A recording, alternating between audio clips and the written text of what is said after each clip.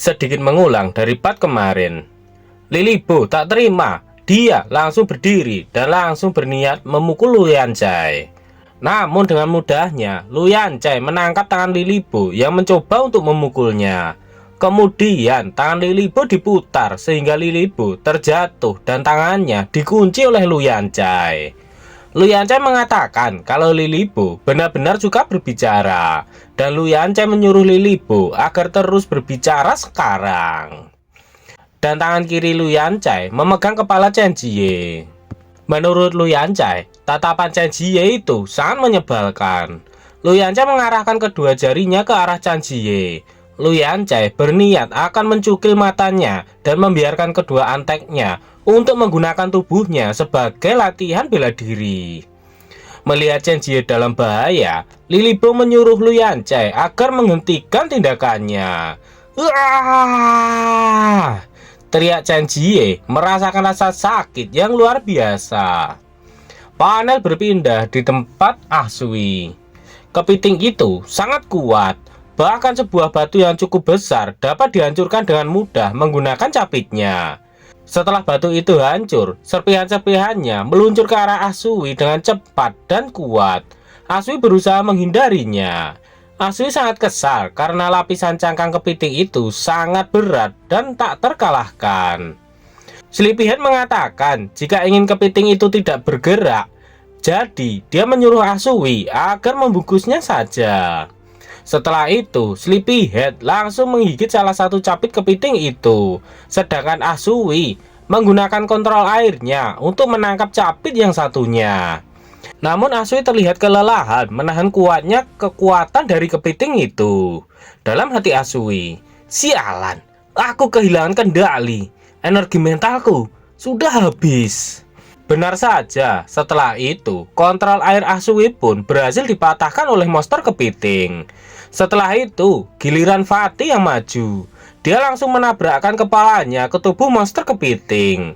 Asui senang karena Fatih berhasil melukai monster itu. Ternyata Fatih berhasil memakan salah satu mata kepiting itu, yang membuatnya sangat marah dan menghancurkan ladang lotus spiritual milik Asui. Asui sangat kesal melihat lotusnya dihancurkan oleh monster kepiting. Tiba-tiba monster kepiting itu langsung memukul Asui. Namun walaupun Asui berhasil menahan dengan tombaknya, dampak dari serangan itu menyebabkan luka dalam pada tubuh Asui. Asui pun terlempar ke belakang, namun dia berhasil menjaga keseimbangannya dan tidak terjatuh. Walaupun sedang terluka, namun karena ladang lotusnya dihancurkan, Asui tidak akan membiarkan monster kepiting itu bisa meninggalkan tempat itu hidup-hidup hari ini. Mereka berdua kali ini saling berhadapan. Asui tahu kalau kepiting itu pasti juga punya titik lemah. Namun seperti tak mau memberikan waktu untuk Asui berpikir, kepiting itu pun langsung menyerang Asui. Tapi Asui berhasil melompat untuk menghindar. Kemudian Asui memerintahkan Sleepyhead dan Fatih untuk maju menyerang. Mereka berdua langsung mengunci kedua capit monster kepiting. Selama pertarungan tadi, Asui memperhatikan pergerakan dari si kepiting.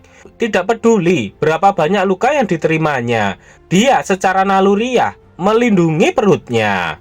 Asui menduga kalau kemungkinan titik lemahnya adalah perut. Asui sudah merencanakan serangan ini sejak tadi.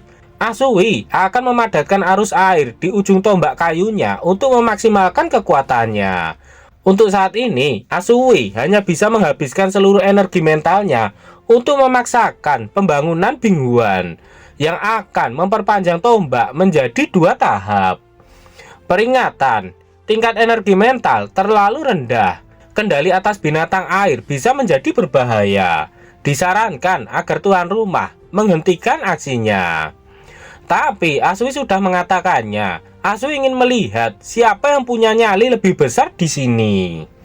Setelah siap, Asui langsung melesat cepat ke arah kepiting dan langsung menusukkan tombaknya ke tubuh monster kepiting. Sembari menancapkan tombak itu, Asui mengatakan jika ladang lotus itu miliknya dan energi dari ujung tombak pun menembus tubuh monster kepiting itu. Asui senang karena akhirnya dia menang melawan monster yang sangat kuat. Namun tiba-tiba Asui kehilangan kesadarannya. Beberapa saat kemudian, Asui akhirnya sadar. Dia terkejut dan bertanya-tanya kenapa dia pingsan lagi. Asui senang dan bertanya apakah Sleepyhead dan Fatty yang telah menyelamatkannya. Tak lupa Asui berterima kasih kepada mereka berdua. Tiba-tiba kepala Asui sakit. Asui berpikir jika dia harus menggunakan teknik ini lebih hati-hati lagi lain kali. Asui terkejut setelah melihat tubuh monster kepiting yang ada di sebelahnya. Asui baru ingat jika itu adalah kepiting iblis. Asui bertanya apakah mereka berdua yang membawanya ke sini. Asui sudah membayangkan setelah dia memakan kepiting itu, dia akan memberinya esensi air dalam jumlah yang sangat luar biasa. Kemudian Asui langsung melihat ke arah Sleepyhead. Dia terlihat sedang menunjukkan sesuatu kepada Asui. Asui akhirnya tahu jika kepiting itu berjenis kelamin betina. Kemudian Asui membuka tempat penyimpanan telur kepiting itu dan dia terkejut melihat ada banyak telur kepiting di sana. Namun Asui sangat menyayangkannya. Andai saja dia bisa menjinakkan kepiting besar, kekuatannya akan sangat meningkat. Tapi Asui menyadari sesuatu. Walaupun dia tidak bisa menjinakkan kepiting besar, tetapi di dalam telur itu ada kepiting kecil. Asui mengambil salah satu telur dan meletakkannya di hadapannya. Dia berpikir, bisakah jimat Blood Dominion menjinakkan telur-telur itu? Asui tak mau terus berpikir. Dia langsung mencobanya. Asui sedikit menyayat pada tangannya dan langsung menempelkan pada telur itu. Kemudian Asui mengaktifkan jimat Blood Dominion pada telur itu. Setelah prosesnya selesai, Asui penasaran apakah dia berhasil. Beberapa saat kemudian, ada getaran pada telur itu. Terdengar ada yang mengetuk cangkang telurnya. Tak lama kemudian, cangkang telurnya pecah dan sebuah capit keluar dari dalamnya. Dan ternyata seekor kepiting kecil menetas dari dalam telur. Pesan sistem muncul. Kamu telah berhasil menjinakkan kepiting batu. Dia dapat berevolusi dengan mengkonsumsi 8.000 poin esensi air untuk berubah menjadi raja kepiting capit batu. Setelahnya, terlihat Asui sedang menyantap makanan yang sangat lezat, yaitu daging kepiting besar. Setelah terus memakannya, fusionnya terus naik hingga 36,6%. Setelah mencapai 36,6%, energi Asui meluap-luap keluar hingga membentuk monyet air. Sleepyhead, Fatty, dan kepiting kecil berkeringat melihat kekuatan Asui. Asui melihat ke tubuhnya. Dia terkejut, ternyata semua lukanya telah sembuh total. Asui bersyukur setelah fusionnya berhasil mencapai 36,6%. Selain skill tubuh yang diperoleh dengan mengkonsumsi ikan spiritual, Asui juga memperoleh energi ekstra berkat level fusion. Bahkan sekarang Asui bisa merasakan energi cairan merah. Menurut apa yang dikatakan Huki, Asui sekarang memiliki kemampuan untuk mengeraskan kulitnya. Bahkan sekarang Asui lebih kuat dari itu. Setelah itu, Asui memberikan telur-telur yang tersisa dan sisa daging kepiting kepada Sleepyhead dan Fatty. Daging kepiting cepat rusak dan satu telur hanya memberikan 6 poin esensi air yang sangat sedikit. Namun Asui tidak akan menyuruh Pinza untuk memakannya. Itu akan kejam baginya untuk memakan jenisnya sendiri. Karena dia satu-satunya yang kecil di antara mereka, maka Asui memanggil kepiting kecil itu dengan nama Pinza.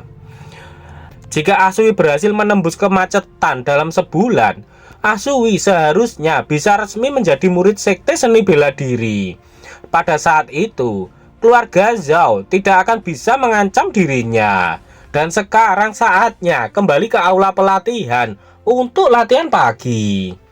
Panel berpindah di sekolah seni bela diri Yang. Terlihat Lu Yancai sedang dihentikan oleh seseorang. Orang itu mengatakan jika ini sudah cukup karena sekte itu punya aturannya sendiri. Dia adalah Tuan Muda Lu. Lu Yancai hanya tersenyum melihat yang datang hanyalah instruktur Lu. Lu Yancai mengancam jika dia sudah memperingatkan Tuan Muda Lu. Lu Yancai juga menjelaskan jika menangkap orang-orang ini bukanlah idenya. Dia bertindak atas nama Tuan Muda ketiga Zhao. Tuan Muda Lu terkejut mendengar Lu Yancai melakukan itu karena perintah dari Tuan Muda ketiga Zhao. Dengan senyuman liciknya, Lu Yancai mengatakan jika dia tidak yakin siapa anjing yang setia ini. Lu Yancai bertanya, apa Tuan Muda Lu mengikuti aturan sekte atau apakah dia mengikuti aturan dari keluarga Zhao? Lu Yancai dan anak buahnya tertawa melihat Tuan Muda Lu yang tidak bisa melakukan apapun. Lu Yancai menyuruh anak buahnya untuk melihat Tuan Muda Lu. Dia bahkan belum keluar dari kediaman Zhao selama beberapa hari dan dia sudah lupa siapa tuannya. Jika keluarga Zhao tidak menampungnya dan ayahnya, apakah menurut Tuan Muda Lu dia akan menjadi seperti sekarang? Bukankah lebih baik tetap menjadi anjing pengecut yang hanya ingin bertahan hidup? Lu Yancai menanyakan apakah Tuan Muda Lu benar-benar punya nyali untuk memberontak. Apakah Tuan Muda Lu juga lupa ayahnya masih di kediaman Zhao? Jika Tuan Muda Lu berbicara kepada Lu Yancai dengan hormat, mungkin dia bahkan akan mengatakan beberapa hal baik tentang dirinya. Tuan Muda Lu kesal karena Lu Yancai membawa-bawa nama ayahnya.